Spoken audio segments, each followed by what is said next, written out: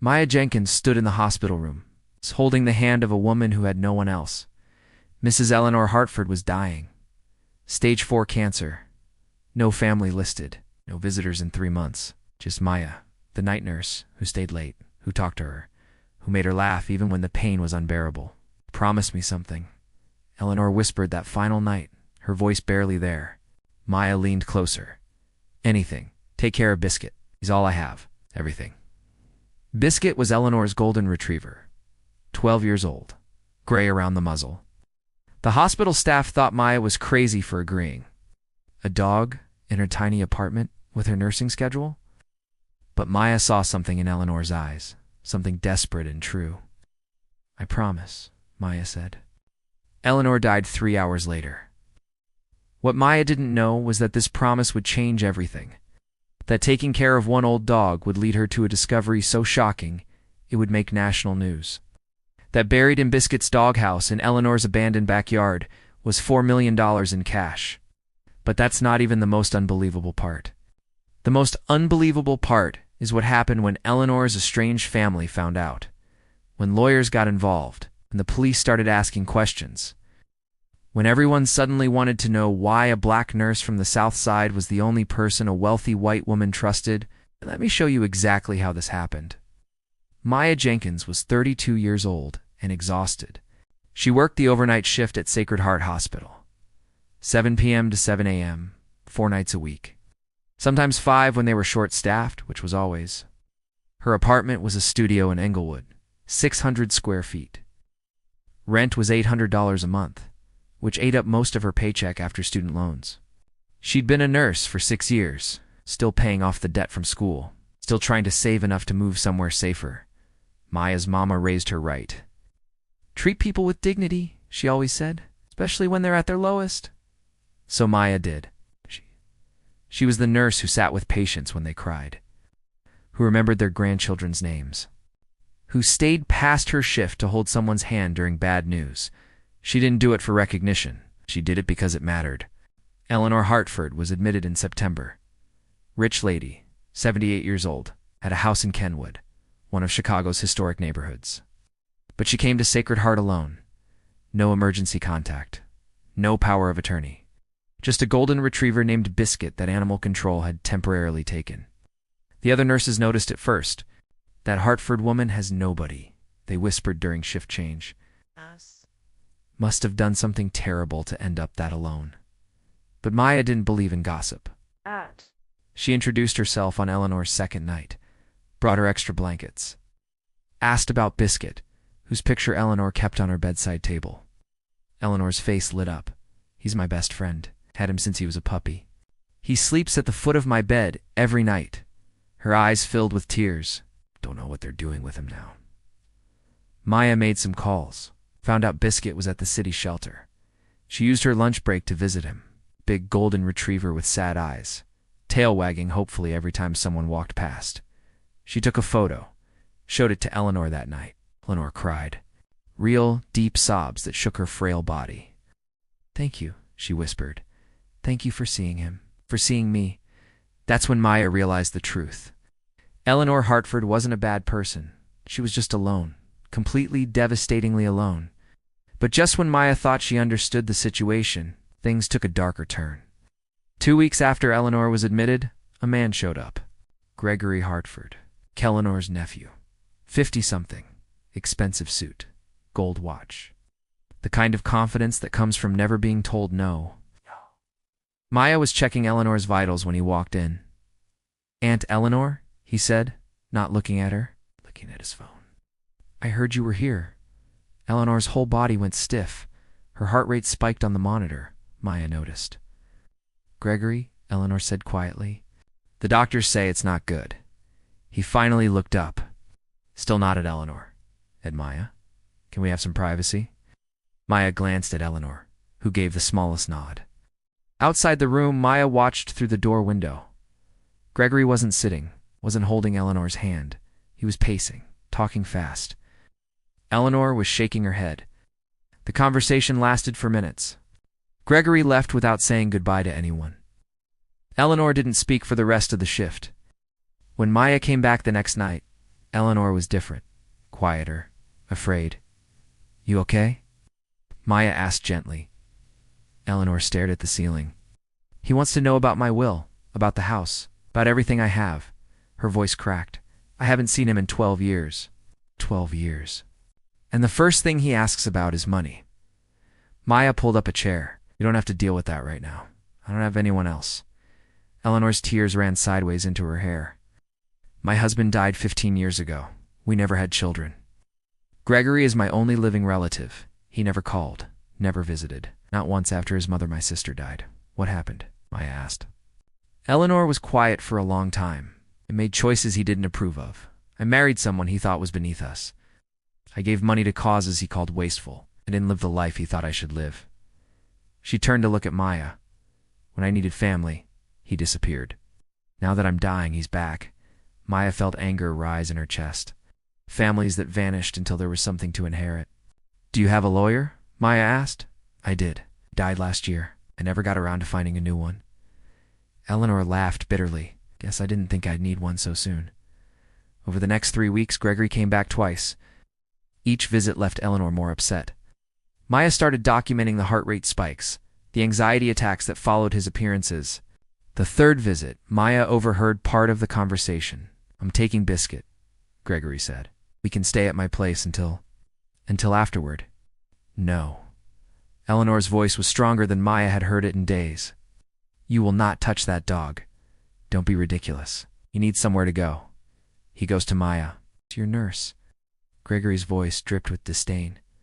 "You're leaving your dog to your nurse? She's taken care of him, visited him. It's done more for me in 3 weeks than you've done in 12 years. This is insane." "I'm your family. Family shows up," Eleanor said. "Family cares. You want money, Gregory. It's all you've ever wanted." Gregory stormed out, made eye contact with Maya in the hallway. His look was pure contempt.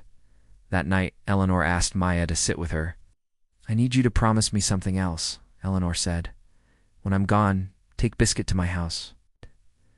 There's a key under the 3rd flower pot on the back porch, the pink one. Let him spend time in his yard. He loves that yard. Let him be home one more time before." She couldn't finish. "I promise," Maya said. "But if you think that was heartbreaking, ... wait until you see what came next." Eleanor died on October 18th at 3:47 a.m. Maya was holding her hand. Eleanor's last words were, "Tell Biscuit I love him." "I'm sorry I left."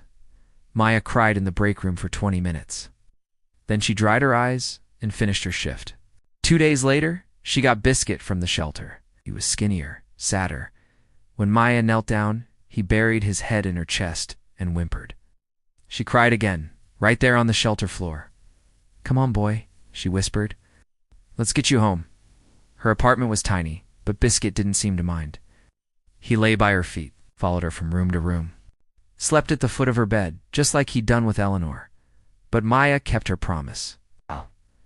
On her next day off, she drove to Eleanor's house in Kenwood. The house was beautiful. 3 stories, brick, a front yard with old oak trees, and a garden that had gone wild. The kind of house Maya dreamed about but knew she'd never afford. She found the key under the pink flower pot. The house inside was frozen in time. Eleanor's teacup still on the counter, her reading glasses on the coffee table. Photos everywhere Eleanor and a man Maya assumed was her husband. Eleanor as a young woman. Eleanor with Biscuit as a puppy. Biscuit walked through like he was saying goodbye. He went to each room, sniffed, wind softly. In the bedroom, he jumped on the bed and curled up on what must have been Eleanor's side. Maya sat on the floor and cried for the 3rd time that week. After an hour, she took Biscuit to the backyard. It was huge, maybe a 1/4 acre, trees, overgrown grass, a bird feeder. And in the far corner, a large wooden doghouse, painted red with white trim. Biscuit ran to it immediately, sniffed around it, and looked back at Maya and barked. Not a normal bark, an urgent bark. "What is it, boy?" He barked again. Pawed at the side of the doghouse. Maya walked over. The doghouse was solid, well built. But one of the side panels looked newer than the others. Different color wood. She pulled on it. It came loose. Behind it was a space. A hidden compartment built into the wall of the doghouse. Inside were garbage bags, black heavy-duty garbage bags. Maya's heart started pounding. She pulled one out. It was heavy. She opened it carefully. Money, stacks and stacks of $100 bills. Maya's hands started shaking. She opened another bag. More money, another bag. More money. There were 12 bags total. Maya sat in the grass, surrounded by millions of dollars in cash, while Biscuit wagged his tail beside her. Her mind raced. Why would Eleanor have this much cash? Where did it come from? Why was it hidden in a doghouse? Then she remembered Gregory. Gregory, who asked about the will, about the house, about everything Eleanor had. Gregory, who had no idea about this money. Just when it seemed like things couldn't get more complicated, something incredible happened.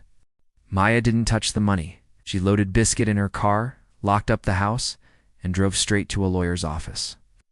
She'd looked him up online. Marcus Williams, specialized in estate law. She walked in without an appointment. I need help, she told the receptionist. It's urgent. Marcus Williams met with her immediately. Maybe because she looked terrified. Maybe because she mentioned $4 million. She told him everything.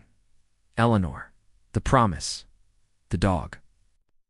The money. Marcus listened without interrupting. When she finished, he was quiet for a long moment. You did the right thing coming here, he finally said. This is complicated.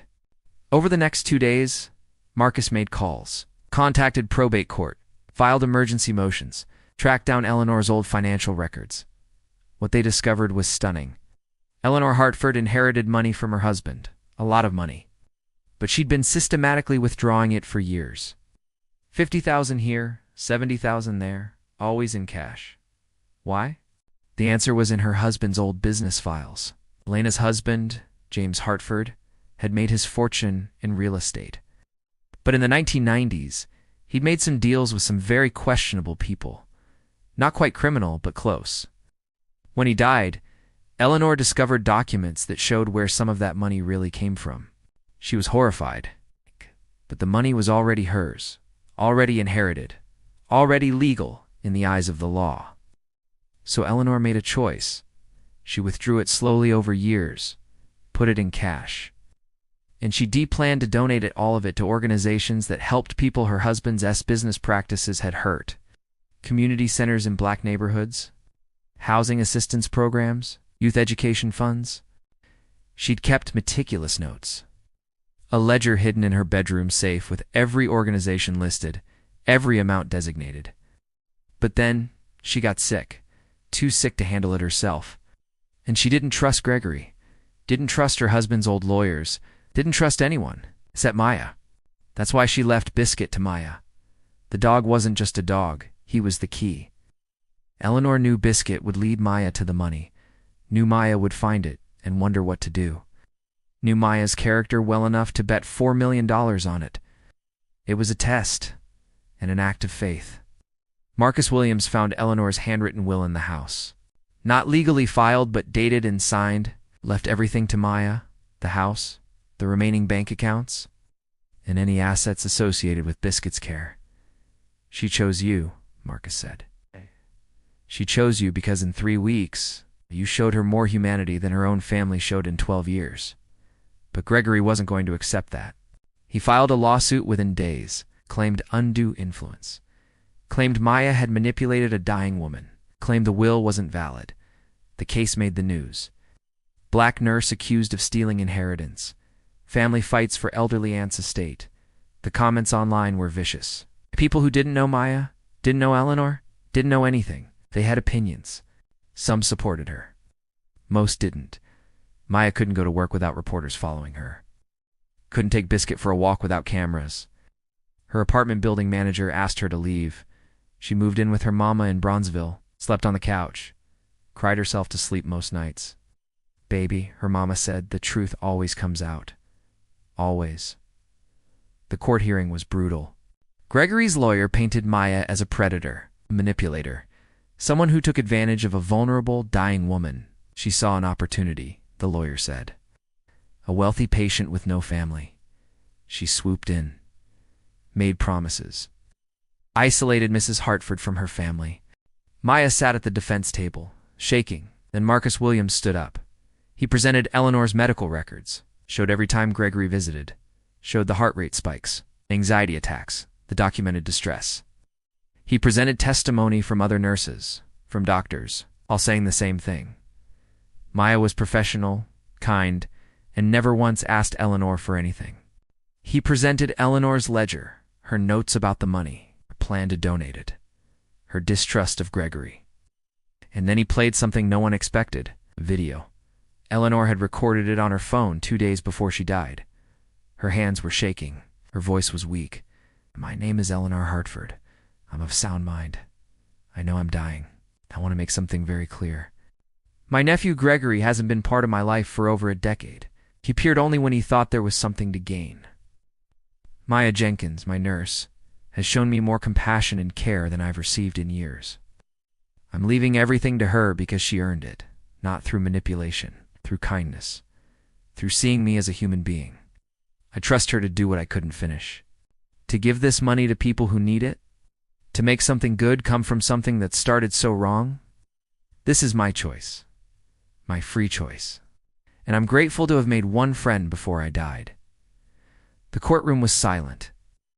The judge ruled in Maya's favor. Gregory left without looking at her. So what does all this mean for us today? Maya Jenkins could have kept the money. Legally, it was hers. All $4 million, plus the house, plus everything else. She could have quit her job, paid off her loans, moved somewhere beautiful, and never worked another overnight shift again. She didn't. Over the next year, Maya worked with Marcus Williams to donate the money. Every cent, exactly as Eleanor had planned. Community centers got new roofs. Kids got scholarships. Families got help with rent when they were about to be evicted. Eleanor's money that came from exploitation went back to the communities that had been exploited. Maya kept the house. She turned it into something beautiful. The first floor became a community space, a place where nurses could come after hard shifts, where people could get free health screenings, where kids could do homework after school. He named it Eleanor's house. Biscuit lived there until he died peacefully 3 years later. He spent his final days in the backyard he loved, surrounded by people who loved him. Maya still works as a nurse, still takes overnight shifts, but now she has a place to come home to. A place that means something. This story isn't just about money, it's about what we choose to see in people. Eleanor could have seen Maya as just another nurse, someone doing a job, someone who didn't matter. But she looked closer. She saw someone who showed up, who cared, and Maya could have seen Eleanor as just another patient. But she looked closer too. She saw someone lonely, someone afraid, someone who deserved compassion in her final days. That mutual recognition, that simple act of seeing each other as human beings changed everything. It challenges us to ask, who are we not seeing? Who are we dismissing because they don't look like us? Don't live where we live? Don't have what we have? How many Eleanors are out there, dying alone because families only show up for the will reading? How many Mayas are out there, doing good work in the shadows, dismissed and underestimated because of the color of their skin? This story went viral because it was unexpected. A black nurse, a white patient, an inheritance, a lawsuit, but it shouldn't have been unexpected. Acts of kindness cross every line we think divides us. Love doesn't check your bank account. Compassion doesn't ask for your zip code. Eleanor chose Maya because Maya chose Eleanor first, chose to see her, chose to care. And when the world tried to twist that into something ugly, tried to make it about race, about money, about theft, the truth won, not because Maya fought back with anger, but because she fought back with evidence, with character, with the same quiet dignity she'd shown Eleanor. There's a lesson there for all of us. When we do the right, they really do it. Not for recognition, but because it's right. The truth has a way of surviving, even when it's attacked, even when it's doubted. Before we wrap up, there's one final truth you need to hear. 5 years after Eleanor died, Maya got a letter. It came from an attorney in New York, someone she'd never heard of. Inside was a copy of a second document. Something Eleanor had filed with her New York lawyer a month before she got sick. A backup plan in case her Chicago will was ever contested. The letter was simple. Dear Maya, if you're reading this, it means I'm gone. It probably also means Gregory made trouble. I'm sorry for that. I want you to know something I never told you.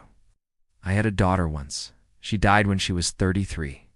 A car accident. She was a nurse, too. She looked a little like you, smiled like you, had your same way of making people feel safe. I think that's why I trusted you so fast. You reminded me of the best parts of my life, the parts I lost too soon. You gave me something back I thought was gone forever, the feeling of being someone's priority. Thank you for keeping your promise. Thank you for seeing me.